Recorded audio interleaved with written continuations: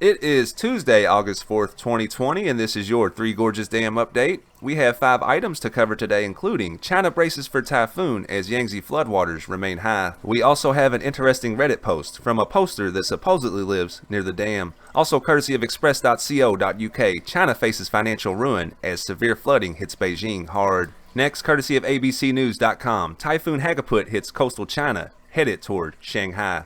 And last but not least, a series of photos supposedly taken at the Three Gorges Dam on August 2nd and released yesterday by Xinhua. We also have some new Twitter footage playing in the background of today's video. Let's hop into it.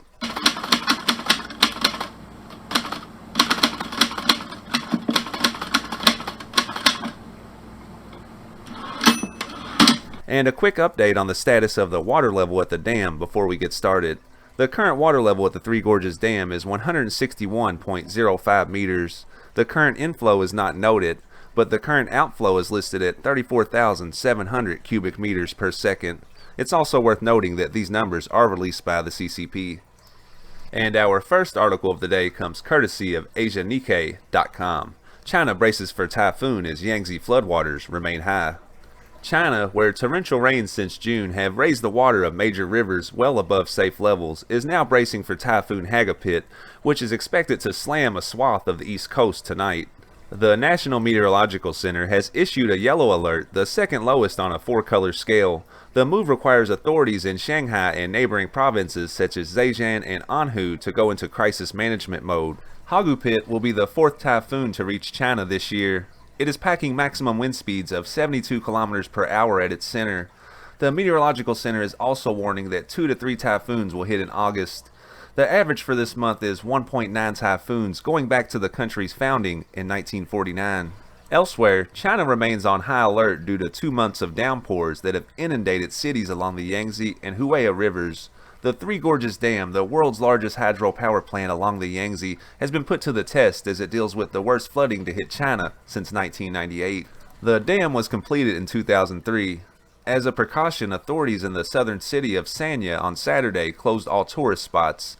In Fujian Province's coastal cities, all fishing activities are halted as of today. The government on Saturday called for all-out efforts to mitigate flooding and aid post-disaster recovery, acknowledging risks from high water levels in rivers, lakes, and behind dams. Pictet Wealth Management in Hong Kong on Thursday raised China's growth forecast for 2020 to 1.8% from 1.2%, citing a strong rebound in industrial activities fueled by domestic demand. And somehow, despite fighting disasters on several fronts, China is still growing. Moving on. And our next piece of information is just a little bit out of the box. It's a post I found on Reddit that was posted yesterday by a poster that supposedly lives in the areas affected by the Three Gorges Dam. Once again, this is from Reddit, but it's hard to get information out of China, so I did find it interesting and wanted to include it today. Moving on. I live in affected areas if Three Gorges Dam collapses, and here's my take. Nobody knows exactly whether the Three Gorges Dam will fail this time. According to what happened historically, flood season ends by the end of August, so if nothing big happens in the next 27 days, then it will be okay. The rain is moving to the north right now, and that's good news for the dam. I see much less raining since last week. No one knows if that's temporary or not. State media say crop output is not heavily affected by the flood. It's their way of saying food affordability may be an issue. So even if Three Gorges Dam does not fail this time, things are not well for China. And our next article has a couple of paragraphs that I feel like are relevant for today's video. It's courtesy of express.co.uk. China faces financial ruin and severe flooding hit Beijing hard. Floods in China have affected 50 million people in the country, with a further 41,000 homes damaged due to the heavy rains flooding the Yangtze, Yellow, and Huai rivers. Due to the horrific floods, some analysts have stated China's manufacturing and construction sectors will struggle to recover. Chao Qinghe, senior statistician at the National Bureau of Statistics, said on Friday, small companies continue to face pressure on both supply and demand. Some enterprises reported that flood-related disasters caused disruptions to logistics and transportation, along with problems like flooding in plants, equipment, and inventory. And as the last sentence said, China has suffered heavy economic losses across the board, and their problems could just be getting started. Moving on. The Chinese government has even stated the economic cost of the flood could soon reach $15.8 billion.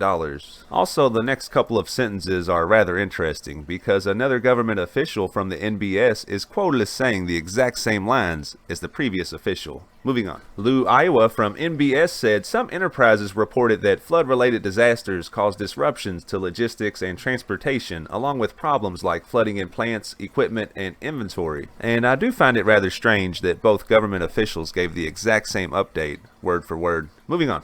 The dent in the Chinese economy comes with relations between China and the West reaching crisis levels. Last week, China's ambassador to the UK, Liu Xiaoming, warned Britain and the US were risking a reawakening of Cold War tensions.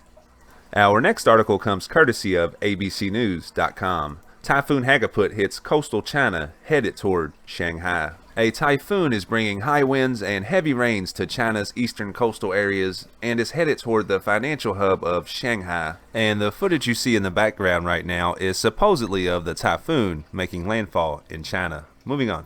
A typhoon brought high winds and heavy rains to China's eastern coastal areas Tuesday and was headed toward the financial hub of Shanghai. China's National Meteorological Center said Typhoon Hagaput made landfall in Zhejiang province around 3:30 a.m., with winds blowing up to 136.8 kilometers per hour at its center. It was moving north at around 25 kilometers per hour in the direction of Shanghai, which was overcast Tuesday morning with rain expected in the afternoon. Hagaput was expected to gradually turn in a northeasterly direction, heading out to sea again on Wednesday morning and moving toward the Korean peninsula. China had ordered evacuations of vulnerable coastal areas in Zhejiang and Fujian provinces in the south, recalling fishing boats and suspending ferry and train services. There were no immediate reports of major destruction or injuries resulting from the storm. State broadcaster CCTV showed trees toppled in the Zhejiang city of Yuan, but there were no indications of serious damage to property. In the major Zhejiang manufacturing center of Wenzhou, south of Shanghai, authorities reported evacuating 200,000 people to shelters and recalling more than 6,000 fishing boats to port. Waves along the coast were reported at heights of 4.2 meters. Moving on. Thank you for watching this video. If you're finding it informative, please consider giving the channel a subscribe. And our last article doesn't contain much text. It's a series of photos released by Xinhua that were supposedly taken at the Three Gorges Dam on August 2nd.